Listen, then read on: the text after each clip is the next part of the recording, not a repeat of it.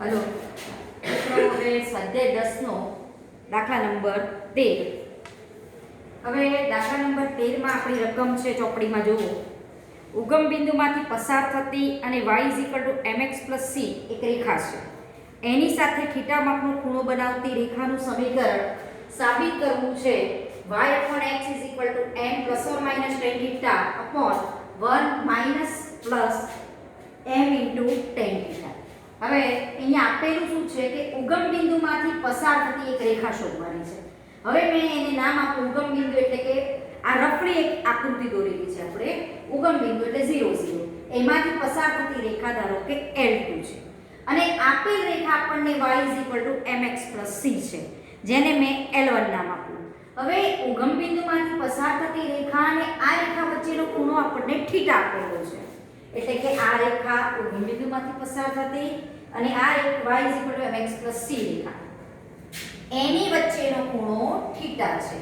હવે આપણે રેખા L2 નું સમીકરણ શોધવાનું પૂછ્યું છે કે રેખા L2 નું સમીકરણ તમને આ ઉગમ બિંદુમાંથી પસાર થાય છે એટલે મગજમાં આપણને હોવું જોઈએ કે ધારો કે કોઈ રેખા ઉગમ બિંદુમાંથી પસાર થતી હોય તો y mx પ્રકારની રેખા હોય, જેનો ઢાળ m છે અને અચળ પશ્ચિમ ન હોય.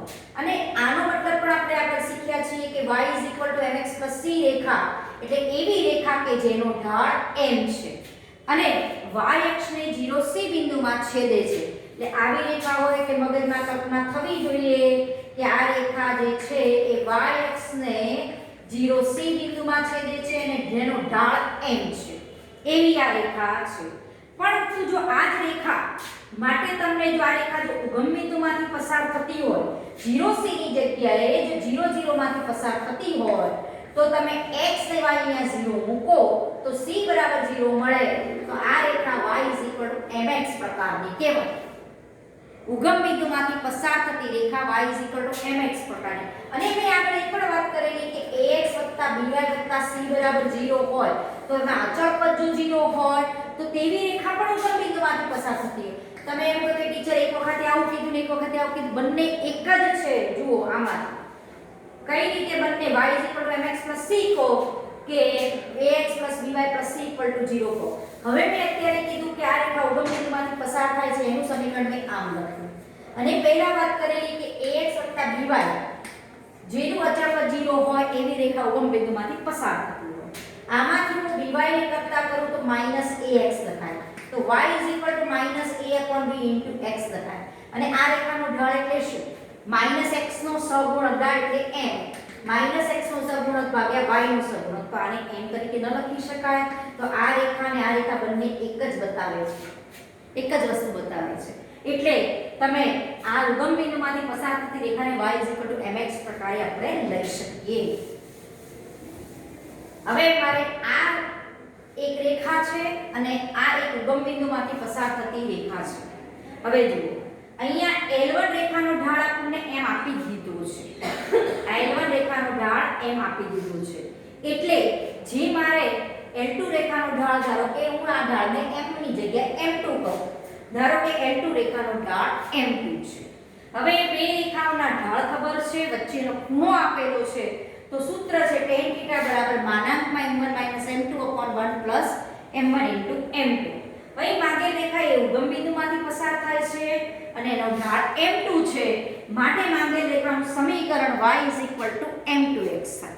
જો હું ઢાળ m લઉં તો આ રેખાનું સમીકરણ y mx થાય. પણ અહીંયા આ ઢાળ આ રેખાનું m છે એટલે આ રેખાનું ઢાળ આપણે અલગ m2 ધાર્યો છે. હવે tan θ બરાબર આ રેખાનો ઢાળ, પહેલી રેખા L1 નો ઢાળ આપણે m1 બરાબર m લીધો છે એટલે m1 ની જગ્યાએ મેં અહીંયા m મૂક્યા છે. બરોબર, અહીંયા પણ m1 ની જગ્યાએ m મૂકેલા છે. હવે tan θ બરાબર m1 - m2/1 m1 * m2. જ્યારે આ માનાંક દૂર કરીએ તો આ અંદરની કિંમત, હવે આપણે એ પણ શીખેલા છે કોઈ પણ સંખ્યા ધારો કે x છે એનો માનાંક 1 હોય તો x ની કિંમત +1 પણ હોઈ શકે અથવા -1 હોઈ શકે. બરોબર, તો આનો માનાંક tan θ છે તો tan θ બરાબર આ બંને કિંમત હોઈ શકે +or-. પહેલા વખતે મેં લીધું છે tan θ બરાબર પ્લસની નિશાની m - m2/1 m * m2 અથવા tan θ બરાબર કૌંસમાં m-m2/1 m m2. હવે આનો આપણે ખાલી સાદું રૂપ જ આપ્યું છે, એને અહીંયા ગુણ્યો છે tan θ * 1 + m m2. tan θ * 1 એટલે tan θ * m tan θ એટલે આ મળશે સાદું પદ આ. આના પરથી આ માઈનસ નિશાની મેં અહીંયા આપી દીધી m-m2/1 + m m2. હવે માઈનસ tan θ ને આની સાથે ગુણો. માઈનસ tan θ * 1 એટલે માઈનસ tan θ પ્લસ માઈનસ એટલે માઈનસ tan θ * m m2 બરાબર m - m2.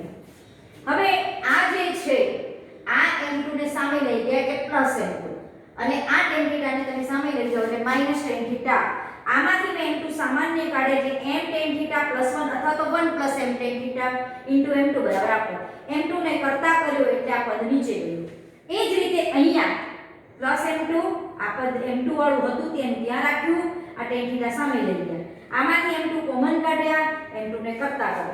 હવે મને m2 ની બે કિંમતો મળી, એક આ કિંમત અને એક આ કિંમત. હવે બંનેને હું સાથે લખવા, એક આ કિંમત એક આ કિંમત. હવે જો ઉપર માઈનસ છે તો નીચે પ્લસ નિશાની, અહીંયા પ્લસ છે તો માઈનસ. આ બંનેને સાથે લખવું હોય તો પ્લસ તો માઈનસ, માઈનસ તો નીચે પ્લસ.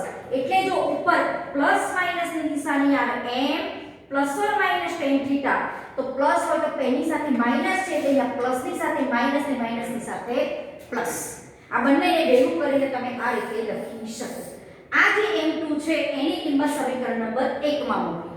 એટલે સમીકરણ 1 ઉપરથી આ જે તમે x ને અહીંયા ભાગાકારમાં લઈ જાઓ તો y/x m2. m2 બરાબર આપણી પાસે આ કિંમત છે એ સમીકરણ 1 ઉપરથી આપણે લખેલી છે, જે સાબિત કરવાનું હતું. એટલે જ્યારે પણ એક રેખા આપી હોય, બીજી રેખા આપણને કે શોધવાની પૂછી હોય ને એમની વચ્ચેનો ખૂણો હોય તો આ સૂત્ર મગજમાં આવવું જોઈએ. tan θ m1 - m2/1 + m1 * m2. અહીંયા આપેલ રેખાનો ઢાળ m છે એટલે m1 તરીકે આપણે m લીધો. જે આપણે આ રેખાનો ઢાળ મેં શું ધાર્યો, બીજી રેખા જે L2 છે એનો ઢાળ આપણે m2 ધાર્યો છે. બરોબર, બે રેખા વચ્ચેનો ખૂણો ખબર છે એનો ઉપયોગ કર્યો. હવે આને હું છોડું માનાંકને તો આ માનાંક છોડો એટલે tan θ બરાબર ± આવી શકે. પછી એક વખતે પ્લસની નિશાની લીધી, એક વખતે માઈનસની. હવે મારો ટાર્ગેટ તો શું છે, આ રેખા શોધવી છે. તો મારે આ રેખાનો ઢાળ તો મને એમ ખબર હતી, આ રેખા ઉગમ બિંદુમાંથી પસાર થાય છે એટલે અચળ પદ 0 હોય અને m2 ઢાળ લીધો છે એટલે y = m2 * x. હવે મારે m2 શોધીને અહીંયા મૂકવાના રહે. તો આપણે શું કર્યું, આમાંથી બે કિંમતો મળી tan θ ની, એમાંથી m2 ને કરતા કર્યા. m2 ને બે ભેગા કિંમતો આને બે સાથે લખો તો આ રીતે લખાય. આ m2 ની કિંમત અહીંયા મૂકી છે એટલે કે સમીકરણ નંબર 1 માં મૂકી છે અને y/x જે સાબિત કરવાનું હતું એ થઈ જાય. એટલે આ દાખલો થોડો ટેકનિકલ છે એટલે એક બે વખત ગણજો, પછી એને તમે બે વખત ગણશો એટલે જ આઈડિયા આવશે. આ મેઈન કોન્સેપ્ટ બે રેખા વચ્ચેનો ખૂણો, બરોબર. એટલે આ રેખાનું સમીકરણ લાવવાનું આપણને સાબિત કરવાનું પૂછી જ દીધું છે કે આવું સાબિત કરો. એટલે હંમેશા એટલું ધ્યાન રાખો, ધારો કે આવી એક રેખા આપી હોય અને બીજી રેખા જો ઉગમ બિંદુમાંથી પસાર થતી હોય તો y = mx કહેવાય. કારણ કે આ રેખા x0 મૂકો તો y0 જ મળે એટલે આ રેખા ઉગમ બિંદુમાંથી પસાર થાય. અને આગળ પણ આપણે હમણાં જ વાત કરી કે ax + by જેનું અચળ પદ નથી, આ બંને રેખા એક જ કહેવાય. અચળ પદ ન હોય તો x ને y 0 0 મૂકો એટલે રેખાના સમીકરણનું સમાધાન કરે છે. એટલે આ રેખા ઉગમ બિંદુમાંથી, આ ટાઈપની કોઈ પણ રેખા ઉગમ બિંદુમાંથી પસાર થાય જ અને આ ટાઈપની રેખા પણ ઉગમ બિંદુમાંથી પસાર થાય. ફરીથી એક વખત જોઈ લો, by = -ax તો y = -a/b * x. તો આને જ આપણે ઢાળ કહીએ છીએ રેખાનો. એટલે y = આ રેખા લખો કે આ રેખા લખો, બંને રેખા એક જ છે પણ લખવાનું સ્વરૂપ અલગ છે. આપેલ રેખા જો આ ફોર્મમાં આપી હોય તો માંગેલ રેખા પણ એવા સ્વરૂપમાં આપણે લઈશું. હવે આગળનો દાખલો છે દાખલા નંબર 14. 14મા દાખલામાં આપણી પાસે રકમમાં છે અને શું કહેવા માંગે છે અને આપણે ખાલી એનો ગુણોત્તર શોધવાનો છે. રકમ વાંચો પહેલા 14મા દાખલાની. હવે 14મા દાખલામાં છે બે બિંદુ છે. ધારો કે આ બે બિંદુ છે -1 ને 1. આપણે પરફેક્ટ આલેખન નથી કરવાનું, રફલી આલેખન કરવાનું છે. અને એક બિંદુ છે 5 7. આ બે બિંદુ છે. ધારો કે આને a નામ આપું, આને b નામ આપું. એને જોડતી રેખા નું આપેલ રેખા, ધારો કે આમાંથી આ બે બિંદુઓ છે એને આપણે જોડતી, આમાં બે બિંદુમાંથી પસાર થતો એક રેખાખંડ દોરો. હવે આ રેખાખંડનું એક રેખા કઈ રેખા આપી છે? x y = 4. બરોબર, મિડલમાંથી પસાર નથી થતી. ગમે તે અહીંયા દોરી શકો, અહીંયા દોરી શકો, અને એની સીધી દોરવી એવું એ જરૂરી નથી. સપોઝ આવી છે કોઈ રેખા x + y = 4, આ એક રેખા છે. આ બે બિંદુને જોડતા રેખાખંડનું આ રેખા -1 2 થી એક જ મિનિટ 14, -1 1 બિંદુ છે ને 5 7 ને જોડતી રેખા, આપેલ રેખા એક રેખા આપી છે, એક રેખા છે. આ બેને જોડતા રેખાખંડનું કોઈ ગુણોત્તરમાં વિભાજન કરે છે. ધારો કે આટલો ભાગ m લઈએ ને આટલો ભાગ n લઈએ, આ ગુણોત્તરમાં વિભાજન કરે છે. તો આપણો પ્રશ્ન છે કયા ગુણોત્તરમાં વિભાજન કરે છે? હવે તમે mn પણ લઈ શકો. ધારો કે લેમ્બડા ગુણોત્તરમાં વિભાજન કરે છે તો લેમ્બડા જેમ 1 પણ લઈ શકો. હવે ગુણોત્તર વાળું યાદ કરો. આગળનું પહેલું સૂત્ર, ધારો કે કોઈ બે બિંદુઓ છે ax1 y1, બીજું બિંદુ છે bx2 y2. આ બે બિંદુને જોડતા રેખાખંડનું કોઈ p બિંદુ ધારો કે લેમ્બડા ગુણોત્તરમાં વિભાજન કરે છે તો p ના આયામ આપણે શું લખતા હતા? p ના આયામ બરાબર lambda x2 + x1 / lambda + 1, lambda y2 + y1, એટલે કે આ લેમ્બડા જેમ 1 ગુણોત્તરમાં વિભાજન કરે છે. લેમ્બડા y2 + y1 / લેમ્બડા + 1 આવું લખતા. બરોબર, હવે એ જ વસ્તુ અહીંયા બને. ધારો કે કોઈ આ રેખા પરનું p બિંદુ છે, ધારો કે phk બિંદુ લઈએ. phk બિંદુ રેખાખંડ AB નું એક તરફથી લેમ્બડા ગુણોત્તરમાં વિભાજન કરે છે. ધારો કે phk એ રેખાખંડ AB નું A તરફથી લેમ્બડા જેમ 1 ગુણોત્તરમાં વિભાજન કરે છે. ગુણોત્તરમાં વિભાજન કરે છે. તો વિભાજન કરતા બિંદુના આયામ બરાબર આ રીતે આપણે લખી શકીએ. આને વિચારો x1 y1 x2 y2. આ બે બિંદુમાંથી પસાર થતો એક રેખાખંડ છે. આ રેખાખંડનું એક રેખા કઈ રેખા? x + y = 4. ધારો કે લેમ્બડા જેમ 1 ગુણોત્તરમાં વિભાજન કરે છે. માટે વિભાજન કરતા બિંદુ p ના આયામ બરાબર lambda x2 + x1 / lambda + 1, lambda y2 + y1 / lambda + 1. બરોબર, હવે p ના આયામ આપણે hk ધારી શકતા. તો hk બરાબર 5 લેમ્બડા -1 / લેમ્બડા + 1, 7 લેમ્બડા + 1 / લેમ્બડા + 1 આ રીતે લખી શકીએ. જો મેં એને m જેમ n ગુણોત્તર લખ્યો હોત તો લેમ્બડાની જગ્યાએ m ભાગ્યા n પણ આપણે લખી શકીએ. તો એ વખતે તમારે m અને n બંને શોધવાના થાય, એટલે આપણે અહીંયા ગુણોત્તર લેમ્બડા લીધેલો છે. હવે આના ઉપરથી આપણને h અને k મળે. એ h અને k આ જે ગુણોત્તરમાં વિભાજન કરતા બિંદુના આયામ મળી જાય. તો કયા ગુણોત્તરમાં વિભાજન કરે છે એ પણ મળે, h અને k ની કિંમત મળે.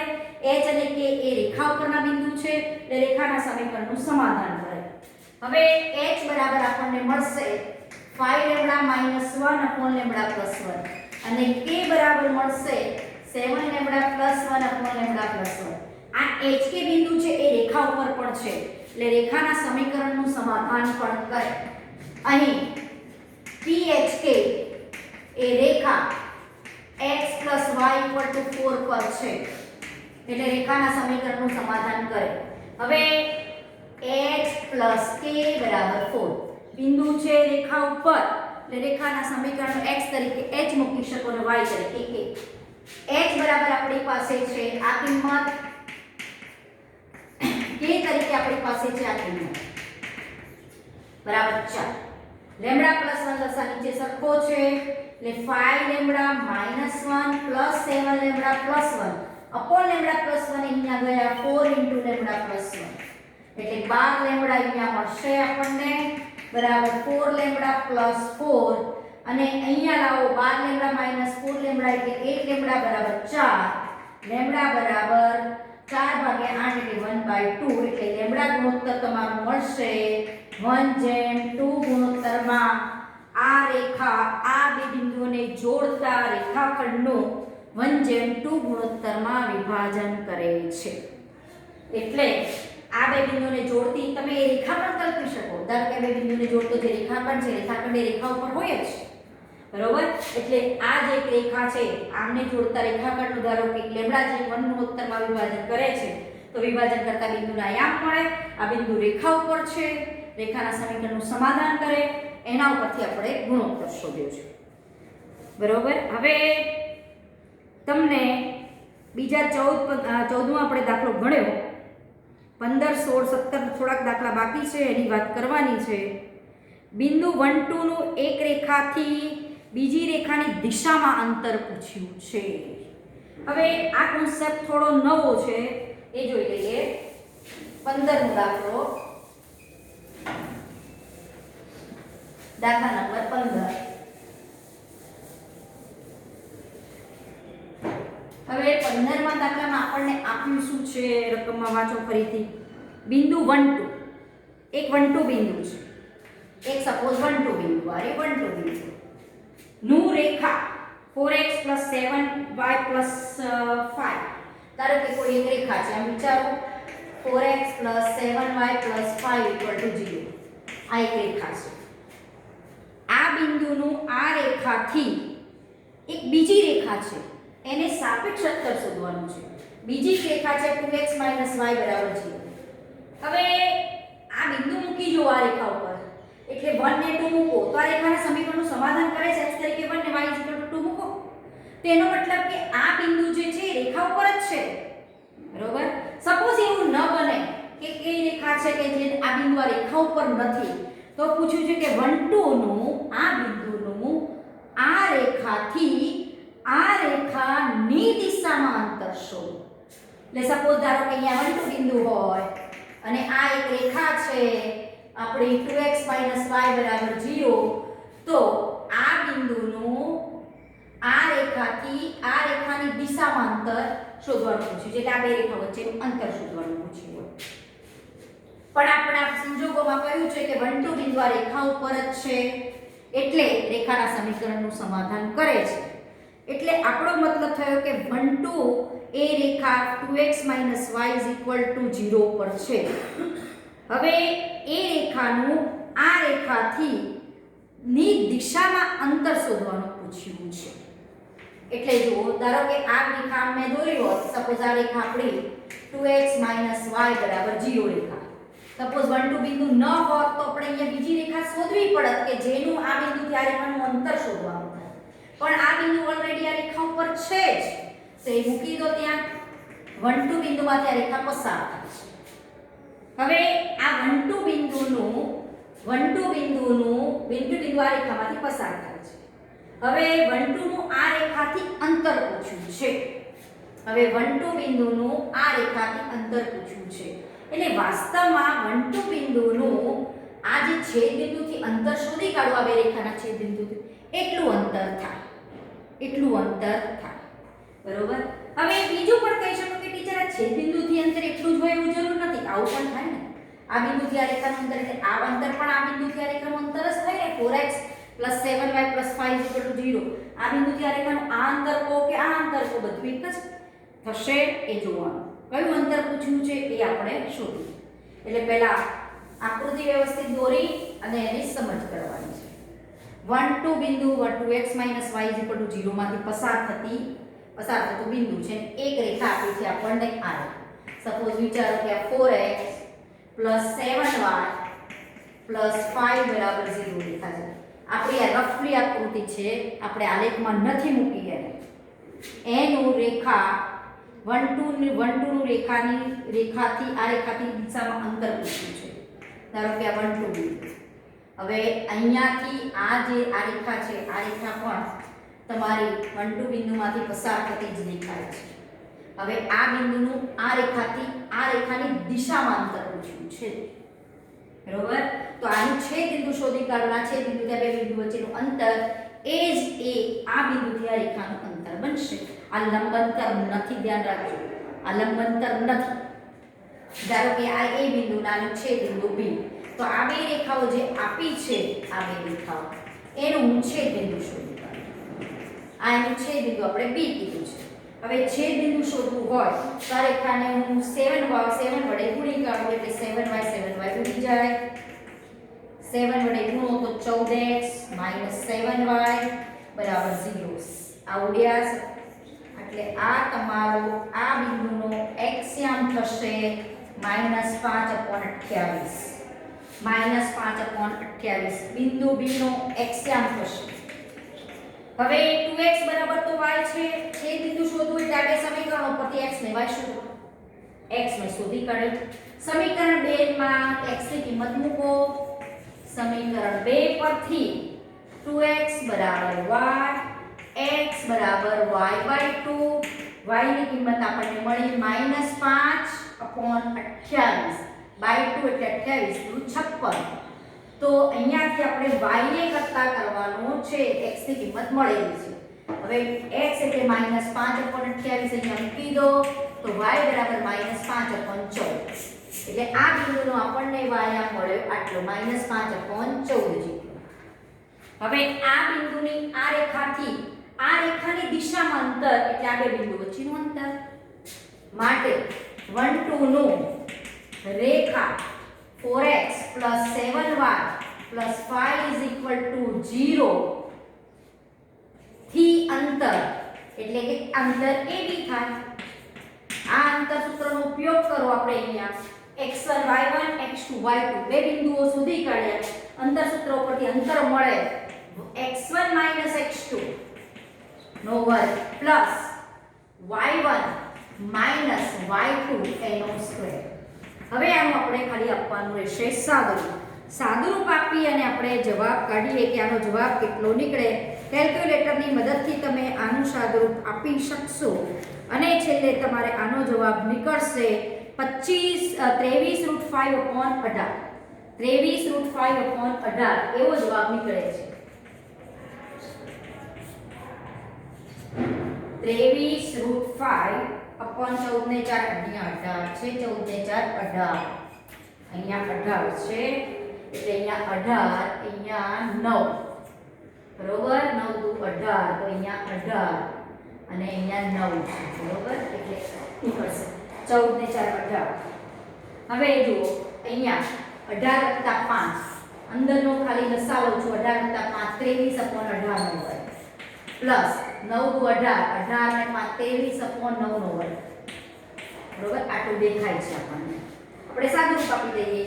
ઉપર જુઓ 23 નો વર્ગ 23 નો વર્ગ અપોન નીચે 18 નો વર્ગ અપોન 9 નો વર્ગ બરોબર. હવે અહીંયા 23 નો વર્ગ ઉપરથી સામાન્ય કાઢો. વર્ગ વર્ગમૂળ નીકળે એટલે 23 વધશે અંદર. એટલે આનું સાદુરૂપ આપશો એટલે આ રીતે ગોઠવાઈ જશે. 23 નો વર્ગ 12 કોમન કાઢો એટલે અહીંયા શું વધશે 1 અપોન અને પાછો જુઓ નીચે આને શું વાંચી શકો 9 દુ 18. આપણે કેલ્ક્યુલેટર ઉપયોગ ન કરવો હોય સીધો કરવો હોય તો એ કરી શકશો. 9 દુ 18 9 નો વર્ગ કોમન નીકળશે. નીચે 9 નો વર્ગ પણ કોમન કાઢો બરોબર. તો અહીંયા 2 નો વર્ગ વધે અને 1 અપોન 1 વધે. 23 વર્ગ અપોન 9 વર્ગ તો નીકળી ગયા. જો આ શું કહેવાશે 9 * 2 નો વર્ગ એટલે 9 નો વર્ગ * 2 નો વર્ગ. આનું વર્ગમૂળ કાઢો એટલે 23/9 અને આ થશે તમારા વર્ગમૂળમાં 1/4 + 1 4 ને 1 5 એટલે 23/9 5/4 વર્ગમૂળમાં 4 બરોબર. તો 23√5/18 આનું વર્ગમૂળ એટલે 2 9 દુ 18 આવી ગયો જવાબ 23√5/18. એટલે કેલ્ક્યુલેટર વગર પણ આપણે હવે આ ગણિતમાં આ સ્વાધ્યાયના ગમે તેટલા દાખલાઓ પોઈન્ટમાં આપણે જવાબ નથી લાવવાનો. √5 કેલ્ક્યુલેટરથી નથી શોધવાનું. 23√5/18 આટલો જવાબ રાખવાનો બરોબર. આટલા એકમ બંને વચ્ચેનું અંતર હોય. એકમ તરીકે સેન્ટીમીટર ગમે તે હોઈ શકે. હવે આગળનો દાખલો આપણે પછી જોઈએ.